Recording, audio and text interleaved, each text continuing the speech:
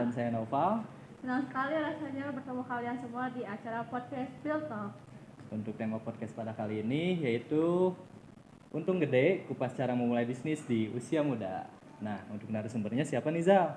Jadi kali ini kita kedatangan tamu spesial loh, ya Bandung banget, yaitu bisnis muda juga. Mungkin daripada kalian penasaran, kita langsung aja sambut Muhammad Syahril Falah.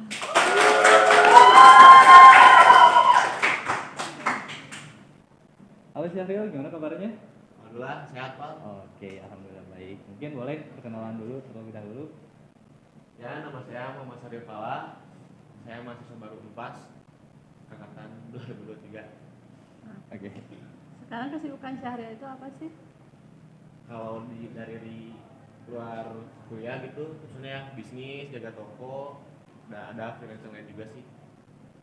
Freelance ngapain aja tuh kira-kira? Contohnya kayak kemarin di baru kemarin ya. Oke. Saya juga di sana sebagai checker doang sih. Oke. Nah, tadi mau menyinggung terkait bisnis. Nah, bisnis apa nih sekarang yang lagi dijalani? Kalau bisnis yang dari dulu yaitu bisnis sepatu bekas, impor. Ada lagi nih selain itu juga. Oke. Bisa diceritain awal mula bisnis sepatu itu gimana? Oh, itu sih dari modal sendiri juga. Terus ya dari satu barang jadi beberapa barang juga sih. Oke. Dari satu barang ke beberapa barang. Oke. Bagaimana sih sistem penjualannya? Apakah online atau offline? Boleh nih kalau kita fokusnya di online.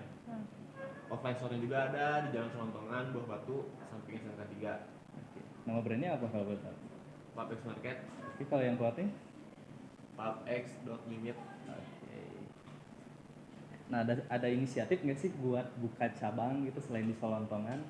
Sebenarnya sebelum masuk kuliah tuh mau buka cabang di Jogja, sekalian kuliah juga di sana. Karena yang di Bandung kan jaga juga sama kakak, yang di Jogja sama Syahril. Jadi yang di Bandung itu tokonya nyatu sama yang kakak. Kebetulan kakak juga kan jualan sepatu juga. Jualan sepatu sama. Nama toko kakaknya apa kalau boleh tahu? Second Enak sama Club Second Hand. Oke. Nah, kalau untuk dapat barangnya sendiri nih, Syahril, dapatnya dari mana nih? Kalau boleh tahu? Oh, ke tempatnya gitu. Iya, betul. Kalau barangnya sih itu dari Thailand. Di Thailand itu dia di perbatasan Thailand sama Kamboja. Oke. Nah, dari situ banyak sih kalau kayak pasarnya mah kayak di Cimol, cuman lebih gede lagi. Kalau untuk range harga sendiri, kalau yang dari sana nih, biasanya tuh berapa sih per balnya? Kalau Syahril tuh sistemnya pakai semakin itu sistemnya kayak beli 100 pasang, tapi nggak langsung ngambil 100 pasang, jadi dipilih dulu satu-satu. Kayak dulu kan langsung sana ke Thailand, tapi sekarang karena adalah banyak apa ya, banyak ini, banyak ini, jadi enaknya mendingan video call dari sini aja. Gitu. Kalau untuk terkait cukai nih, masuk ke Cukai, Indonesia, ya. itu gimana nih? Itu sih adalah. Oke. Gak bisa diceritain di sini ya. Oke. Sebelumnya punya bisnis lain nggak atau ini bisnis pertamanya Syahril? Ya, sepatu bisnis pertama sih. Oke, kalau yang limited? Itu baru bulan kemarin. Oke, bulan kemarin. Nah, untuk modal nih Syahril, modal awal bisnis itu dari mana sih? Nah, dan sama berapa modal buat awal bisnis itu? Awalnya sih nggak nyangka juga bisa bisnis kayak gini, nggak pengen berbisnis juga, cuma itu kan karena kondisional. Kebetulan ayah juga tuh pas SMP meninggal. Nah, cuman ya saya juga mikir mindsetnya seenggaknya nggak bisa kebantu orang tua, seenggaknya bisa minta gitu.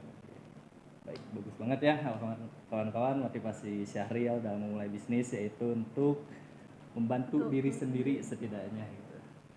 Oke. Nah, terus kalau misalkan Syahril nih belum memenuhi target penjualan, apa sih yang Syahril lakuin gitu? Apakah stok barangnya yang sebelumnya tunggu dijual atau stok baru gitu?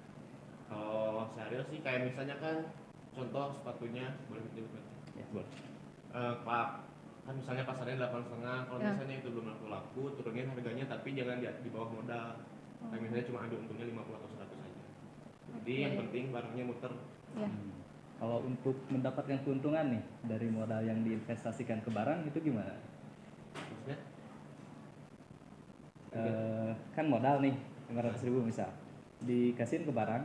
Nah, gimana nih cara biar untung dari barang tersebut gitu? Kalau dulu sih dari misalnya dari jaket satu, Saril modalnya 100.000. Oke. Misalnya beli satuan 100.000, dijual lagi kayak misalnya 200. Yang penting sih untungnya ya segitulah minimal Oke, segitu dulu jadi biar ngambil. nambah barangnya lagi. Oke, nah dari hasil keuntungan itu apakah diputerin lagi buat jadi modal atau diinvestasikan kepada hal yang lain gitu? Kalau dipakai jajan kan pasti pernah. Oh ya pasti Jadi itu harus. ya apa harusnya masih dipakai buat Ya, invest betul, lagi, betul. buat apa nambah modal lagi biar barang juga nambah banyak. Oke. Untuk target nih, target marketnya sendiri itu siapa kira-kira? Sebenarnya sih itu mah semua orang juga bisa masuk sih kalau Iya. sepatu kan emang ramai jualan sepatu kalau di Indonesia atau gimana. Oh. Jadi semua kalangan ya target market. Banget. Dan untuk cara Syahri mempromosikan barang tersebut gimana? Kalau Syahril sih yang awal beli juga kan temen sendiri pasti. Oh, iya. Nah itu terus kayak ngadain promo, terus kayak misalnya ngebagiin stiker atau kayak iklan di IG.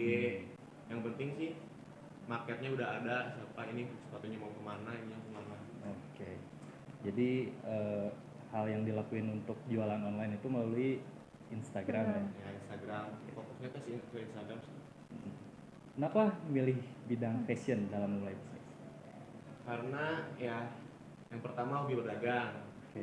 yang kedua fashion juga kan saya suka sepatu, suka fashion yang lain lah. Oke. Jadi berangkat dari kesukaan ya, Ya, untuk dari memulai hobi. hobi sendiri. Oke. Nah, gimana sih cara bersaing sama kompetitornya nih? Kan yang jualan Fashion bisnis itu second itu kan banyak banyak. banget ya sekarang, lagi booming gitu. Nah, gimana cara bersaing Syahril sama kompetitor-kompetitor yang lainnya? Yang pertama sih bentuk marketnya dulu sendiri sih kan kayak ada yang beli satu orang misalnya datanya Ya. satu orang dibuat ini dulu biar jadi langganan. Nanti kan dan juga bakal nyebar nih beli di sini aja. Nah, jadi Kalau ada dia repeat udah- selling gitu ya. Ya. Oke. Jadi dia punya buyer sendiri sih Hmm. yang jadi langganan. Apa sih tantangan bisnis Syahril yang sekarang misalnya kayak kan banyak tuh tantangan kalau mau mulai bisnis. Nah, cara menghadapinnya gimana Syahril? Kalau awal tuh yang paling susah tuh cari marketnya, ngebuat marketnya kayak gimana. Buat kolam ya. Iya. Nah, awalnya sih itu doang, cuman kalau udah dapat marketnya enak sih tinggal posting juga nanti orang juga pak tahu lah bakal lainnya beli nyari detailnya kayak gitu. Untuk harapan Syahril ke depannya bisnisnya kayak gimana sih? Yang pertama harapan buat bisnis sendiri ya yang pertama harus bisa terus konsisten, jangan sampai udah gitu bisnisnya mungkin maju juga intinya sih itu. Nah, di sini juga ada beberapa pertanyaan nih dari teman-teman, boleh disebutin nggak? Oh boleh. Oke, langsung aja jawab Pak, boleh disebutin pertanyaannya? Wah, katanya gini, bagaimana sih cara konsisten jikalau bisnis yang dijalani sedang menurun? Pertama ya jangan malas-malas lah, yang namanya bisnis kan pasti ada di posisi bawah Iya. di atas ya. Kalau pasti di posisi di bawah kan kita juga harus berarti ada kekurangan nih dari kita kayak Iya. gimana. Kalau misalnya apa yang lagi di atas yang cepat puas tapi cari lagi apa solusinya kayak gimana, intinya jangan cepat puas lah. Lanjut mungkin Yang pertanyaan selanjutnya, awal mula kenapa kepikiran buat bisnis strip sepatu? Ya karena yang tadi saya bilang yang bilang fashion kan Ya. kesukaan gitu, Ya. sepatu juga kan suka. Pertanyaan selanjutnya, untuk modal awalnya itu modal sendiri atau ada bantuan dari orang tua? Modal sendiri mau dijelasin atau gimana? Boleh, Ya, boleh. boleh jelasin aja. Nah modal sendiri karena yang awal itu kan saya dapat uangnya dari uang THR. Iya. Nah kebetulan gue teh bingung uangnya mau dikemanain, kalau dipakai jajan kan uangnya habis, tetap aja habis. Akhirnya ya dibeliin kayak awal tuh kalau nggak salah beli jaket bekas 100.000-an gitu. Yang lama-lama kan saya juga jualan di Facebook, awal tuh di Facebook terus di Instagram. Nah dari situ saya pas si jaketnya laku nggak dipakai apa-apa, cuma dipakai ditabungin lagi buat jadiin modal lagi ya biar bisa sampai sekarang gitu. Oke, baik. Sebelumnya kan tadi jualan di Instagram ya. Nah, ada nggak sih di marketplace lain gitu? Oh kalau kita bisa kayak di Shopee tapi itu by request, kayak misalnya di pelanggan di Instagram Ya. pengen minta rekomendasi lewat Shopee atau Tokopedia bisa, tapi kalau nggak salah itu kena biaya. Berapa tuh? nggak salah 4% dari harga barang. Pertanyaan selanjutnya ya, suka duka bisnis thrifting.